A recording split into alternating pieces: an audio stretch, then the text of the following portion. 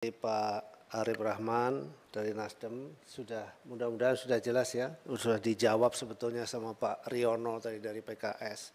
Jadi kami memiliki batasan kewenangan yang tidak bisa luas. Jadi kami mohon juga kepada yang mulia para anggota Komisi 4 DPR RI, memang kita harus melakukan satu edukasi di tengah situasi zamannya broadband seperti sekarang ini. Kalau kita tidak melakukan edukasi, akibatnya seolah-olah kita yang salah. Contoh misalnya kemarin itu ketika tersiar soal ada HGB atau sertifikat HGB, yang disalahkan tuh Menteri KKP, seolah-olah Menteri KKP yang mengkapleng-kapleng, padahal tidak seperti itu gitu ya.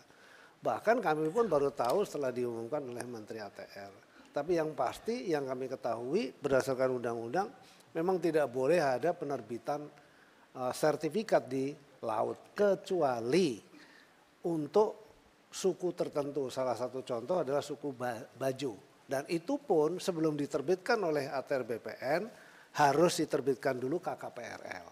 Jadi seperti itu. Nah kemudian soal yang di Bekasi. Kan di Bekasi sama juga, tidak memiliki. Jadi segala sesuatu yang tidak memiliki izin, kalau dia memiliki izin lokal seperti HGB dan sebagainya, itu adalah di darat. Begitu dia mulai masuk ke ruang laut, dia harus mengajukan izin KKPRL ke pemerintah pusat, dalam hal ini adalah Kementerian Kelautan Perikanan. Apabila itu tidak ada, pasti kemudian akan kita lakukan tindakan penyegelan dan kemudian kita usut sesuai dengan koridor tadi, denda administratif dan lain sebagainya. Kita tidak bisa masuk ke ruang yang lebih jauh. Ini semoga sudah bisa menjawab. Interupsi Ibu Pimpinan Arif Rahman, Nasdem. Izin Pak Menteri, saya hanya ingin menyampaikan bahwa memang tadi kan terbit di daerah yang kemarin kita lihat itu kan 3 sertifikat di 266 bidang. Itu memang bukan Bapak yang mengeluarkan, betul.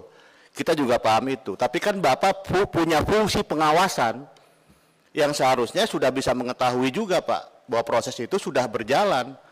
Karena kan pagar laut itu Pak, mohon maaf, tidak seperti sulap. Ini pagar laut atau sertifikat? Pagar laut Pak, tapi kan gini, ya. Mungkin mereka melakukan itu karena sudah punya sertifikat, merasa punya sertifikat. Memang bukan Bapak yang menerbitkan. Saya tahu bahwa itu adalah BPN, pasti yang menerbitkan.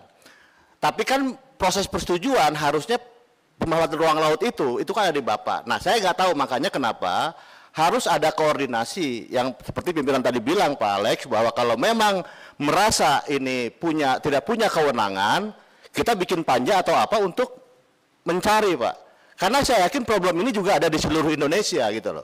Nah ini yang perlu, jangan sampai Bapak setelah ini akan capek klarifikasi masalah pagar-pagar ini Pak. Karena ini tiba-tiba habis dicek muncul di Surabaya. Nanti habis ini di Makassar pasti ada. Ini akan selalu muncul. Nah saya hanya mempertanyakan bagaimana koordinasinya, karena bagaimanapun yang ada HGB-nya itu di wilayah Bapak, laut Pak. Pokoknya urusan air asin itu di Bapak lah gitu kan. Dan HGB itu adanya di wilayah Bapak. Nah bagaimana fungsi pengawasan Bapak pada saat pagar laut itu ada dan Bapak secara keseluruhan kementerian ini tidak menyikapi secara awal gitu Pak. Itu yang saya maksud, fungsi pengawasan Bapak terhadap pagar-pagar laut itu yang ada gitu loh. Jadi saya juga paham bahwa ini adalah tugas dan wewenang dari BPN untuk mengeluarkan HGB.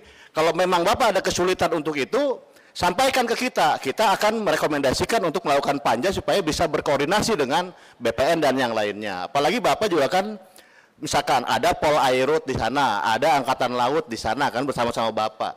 Nah ini yang harus saya jelaskan. Mungkin itu Pak, terima kasih Pak Menteri, mohon maaf. Terima kasih Bu Pimpinan. Terima kasih Pak.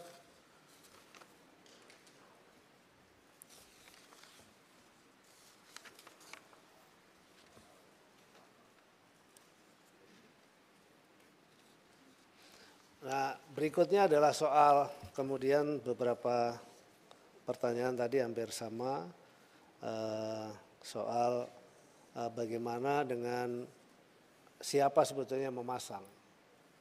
Jadi sampai dengan hari ini masih dalam proses penyidikan. Ya memang tuntutan dari para masyarakat pengennya hari ini diusut, disegel, besok juga udah langsung ketahuan. Tapi tidak mudah juga karena kami mendapat beberapa petunjuk tentu, tapi tentu kan juga harus dipanggil dan kemudian ditanya apakah yang bersangkutan betul melakukan itu dan seterusnya, karena memang terus terang kami tidak memiliki satu alat pengawasan yang tadi disampaikan itu ya. Kami sudah mengajukan sebenarnya untuk kemudian kita bisa memiliki digital surveillance begitu, tapi sampai hari ini kita belum punya.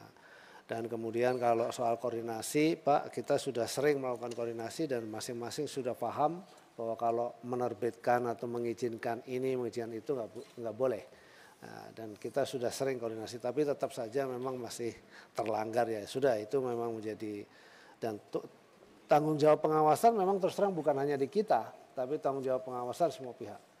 Daerah juga punya wewenang untuk melakukan pengawasan, kementerian, lembaga lain juga punya kewenangan untuk melakukan pengawasan dan kita juga. Dan koordinasi selalu. Tapi insya Allah ke depan kita akan selalu tingkatkan sistem atau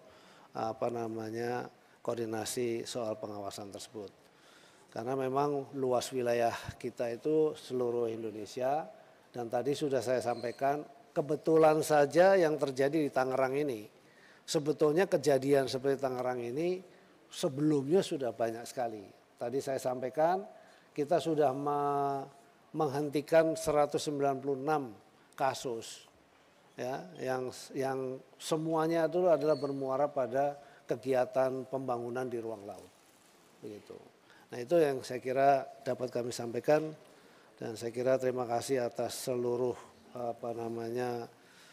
masukan-masukan dan kita menjadi perhatian penting. Tapi saya punya keyakinan Bapak Ibu semua yang ada di sini juga sangat paham kita memiliki limitasi-limitasi terutama adalah soal operasional dan mudah-mudahan ke depan kami juga sudah melaporkan hal seperti ini kepada pimpinan kami. Mudah-mudahan ke depan di periode yang akan datang kita bisa lebih komprehensif lagi untuk bisa mendapatkan dukungan secara langsung. Demikian saya kira yang dapat kami sampaikan. Terima kasih. Wassalamualaikum warahmatullahi wabarakatuh. Baik.